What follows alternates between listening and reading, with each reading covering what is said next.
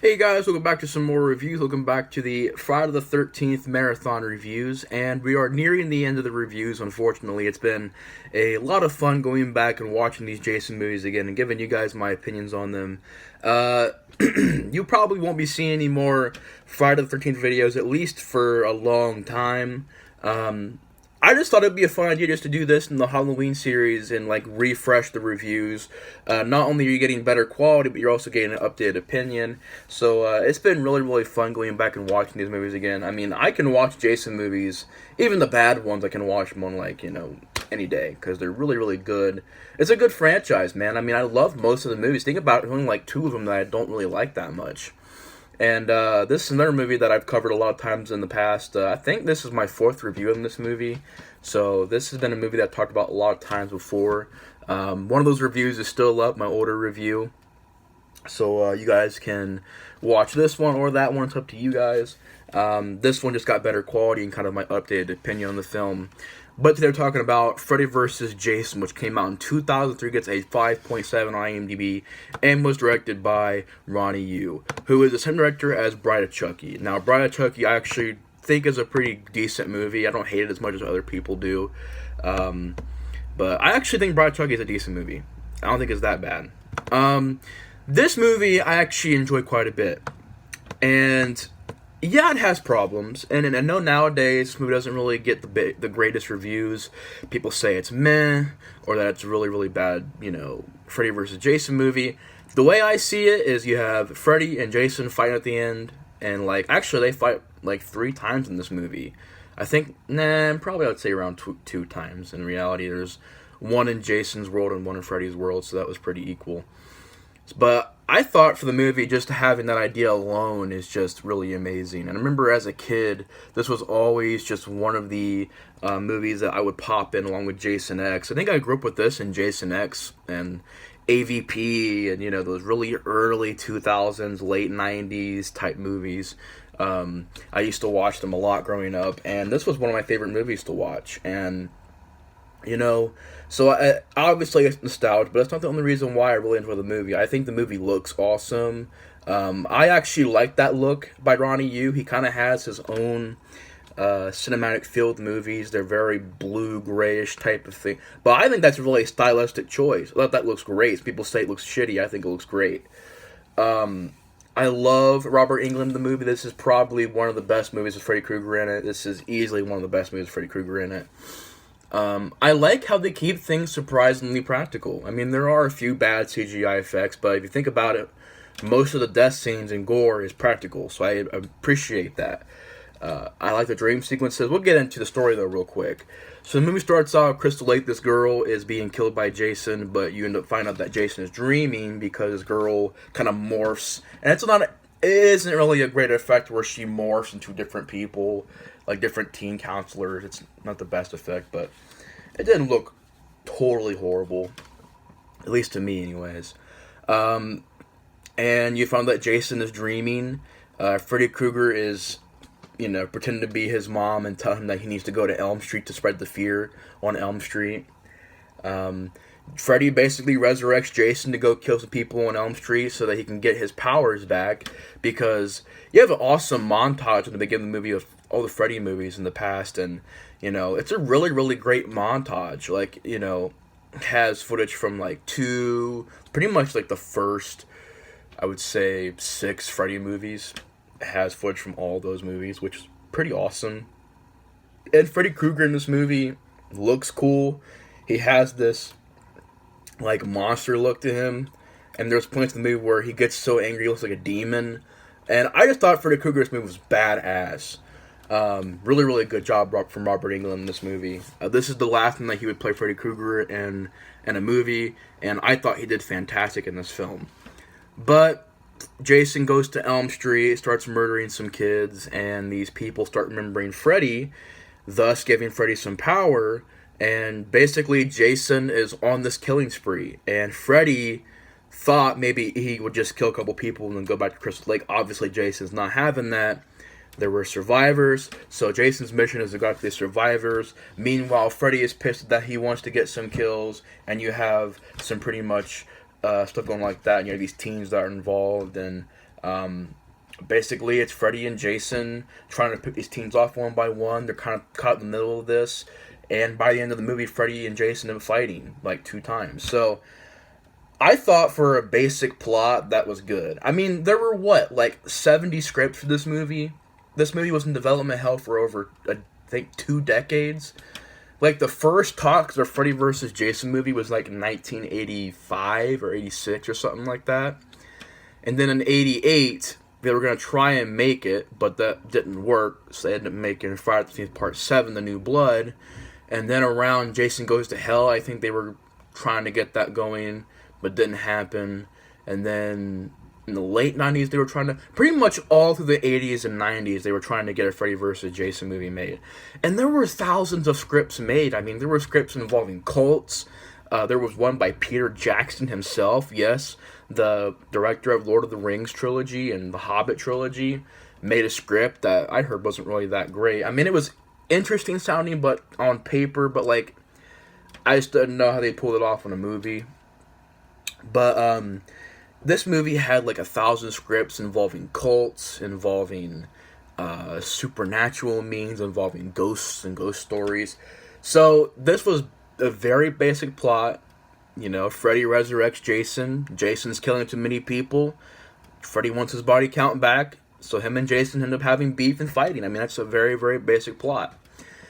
And I enjoyed the movie because, like I said, I think it looks good. I love the nightmare sequences in the movie. They're really, really well done. They look great. Everything is well shot and looks beautiful compared to Jason X. Jason X didn't look good at all. This movie looks really good. It looks very cinematic. All the sets look very good. It's a very, aesthetically, a very good movie. Like, very good movie to look at.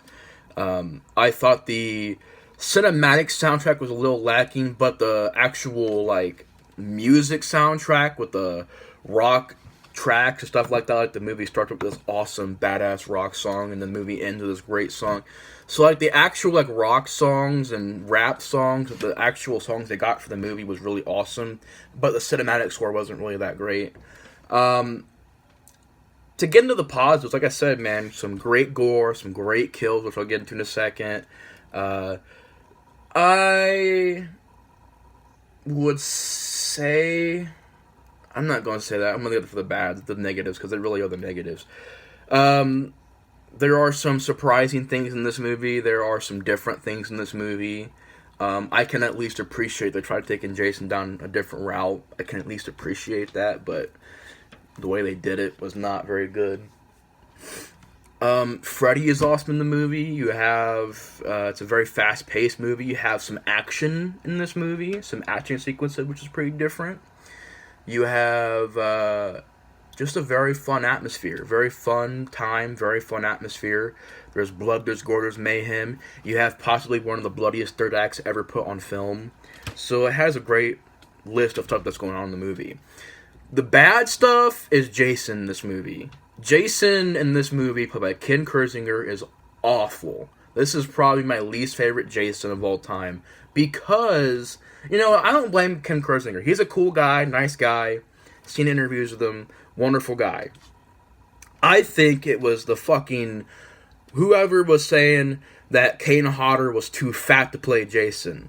I'm like, have you seen Hatchet where he rip people to pieces, ripping arms off, ripping spines out? Like, that's some bullshit. They said, well, Kane Hodder's too fat. He can't play Jason. We want a 7-foot-tall Jason that's slow and like a walking Frankenstein. And that was like Ronnie Yu and the producers that were saying that. They were like, we don't want that kind of a Jason. We don't want a badass Jason. We want a Jason that's slow as hell, that when he swings a machete, takes 8 minutes to swing it. Like this, look, Michael Myers worked in Rob Zombie's Halloween. Because, yeah, he's 7 foot tall, but he's still fast. He's still intimidating. Jason in this movie is a big old dummy. He's a zombie that seems like he's brainless. I hate the way he looks. His mask looks awful. His costume was like it was bought at a Halloween shop for $5. He has these Frankenstein boots, which I hate. I hate how they said, well, we want to make it like Frankenstein. I'm like, when in the entire series has Jason been a Frankenstein-type character? I get it, it's different, but That is not good, in my opinion. That does not work, having Jason with these. He just looks dumb.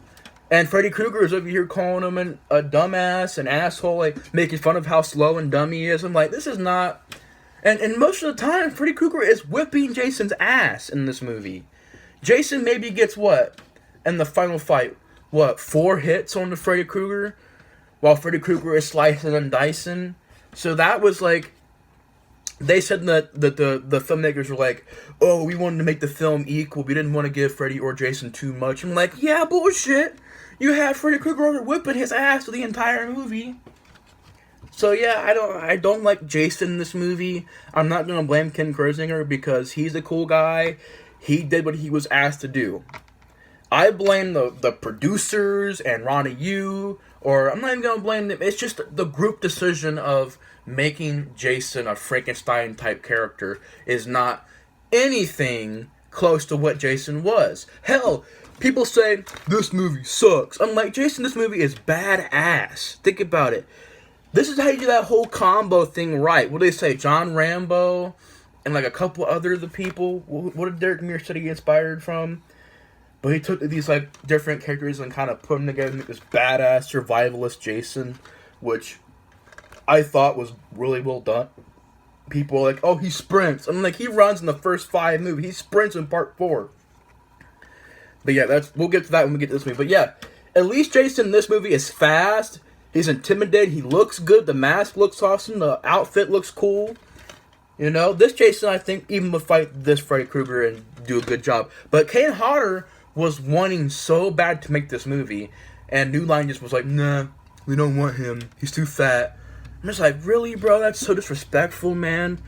Not only to Kane Hodder, but to the whole, like, horror universe. We wanted to see Robert Englund versus Kane Hodder Jason. That's all we wanted. But I am thankful that we did get a Freddy versus Jason movie. I am thankful for that, because we could have got this movie, or we couldn't have got this movie at all. But I'm just glad that we did, you know. I thought at least we got Robert Englund in this movie. That does a great job. He does fantastic in this movie.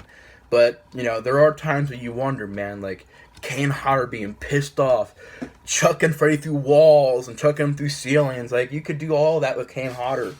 And Kane Hodder was down. I mean, did you see how much, for the video game, Kane Hodder got, like, in shape for that video game? And, like, what, 4 months? Kane Hodder kicked ass. He was like, oh, I'm going to do this video game. He got in shape for that video game at his age. And he did great in the video game. Still has it. I'm pretty sure back in 2003 he would be able to get in this movie and whip ass. But yeah, this Jason is just like really dumb looking, really slow. His skin is like gray with hair, and his mask looks like crap. It looks like crap. And Jason, literally, we have no flashbacks of Jason because Paramount owns most of the footage. We have not much of a Crystal Lake in this movie, and it doesn't look that good. You don't have any kind of callbacks, so it's not. But Freddy gets montage, he gets Elm Street, he gets callbacks, but yet Jason doesn't really get anything. Jason's just kind of like this big, towering Frankenstein type thing walking around. So that was bad.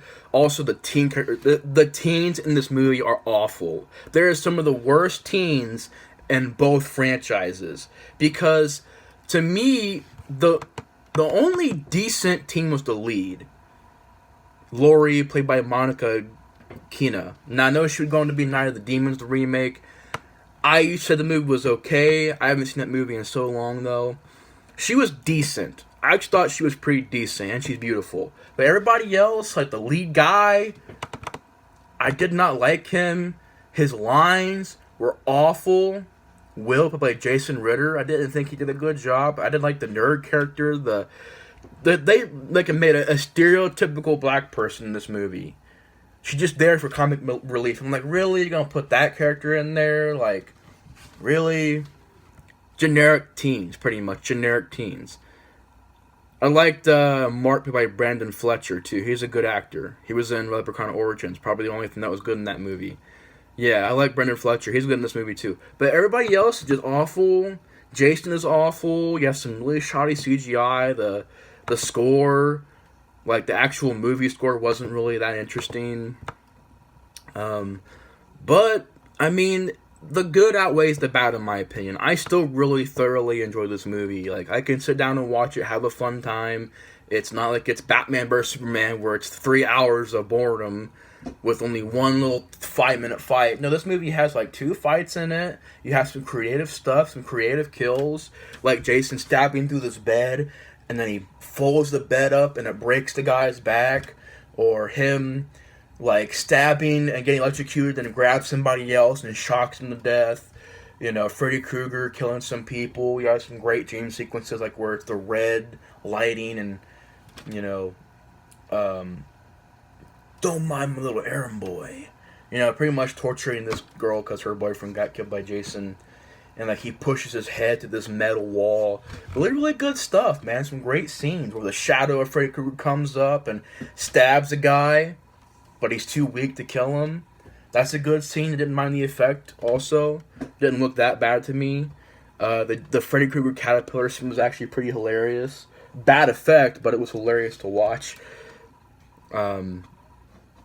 I thought, you know, the ending with Jason taking Freddy and smashing him through the window and running and hitting him through the windows and then throwing him through roofs. Freddy Krueger cutting these these like air pressure things that shoot out and hit Freddy Krueger. You know, mind the torpedo. How sweet, dark meat. Some great one-liners in this movie, some great stuff. And then in Freddy's dream, you have, oh yeah, this is another problem. Jason being afraid of water. This is like a universal problem with this movie. Kane Hodder even said that Jason is not afraid of water, and he wouldn't have had that happen. So, yeah, if Kane Hodder was in this movie, that wouldn't have happened. He'd be like, nah, we ain't doing that. So, yeah, like, that whole thing where Jason's afraid of water, he can't go into the Crystal Lake water, which is, like, totally false, because, like, in 90% of these movies, he's in Crystal Lake, so it doesn't make no sense. But the dream sequence itself, I mean, Freddy Krueger is throwing Jason around. Not my arm! And then he grows his arms back and goes to Jason. Like, that is all fun stuff, man. And there's just some really good stuff in this movie, I feel. Yeah, it's not as good as it probably should have been, but I still think it does a great job. It's a very basic movie. It was very easy to make. It'd be very hard to fuck this movie up. And I thought overall the movie was pretty damn good. I actually really do enjoy this one. But anyways, guys, my review on Freddy vs. Jason. I only got one more review to do. That's on the 2009 remake, so I'll be doing that later. But anyways, guys, hope you guys with the review. Hope you guys just give me your guys' thoughts on the movie below. If you like the movie, if you don't like the movie, let me know. I hope you guys with the review. And the Explorer 4 is out. I'll see you guys later. Bye.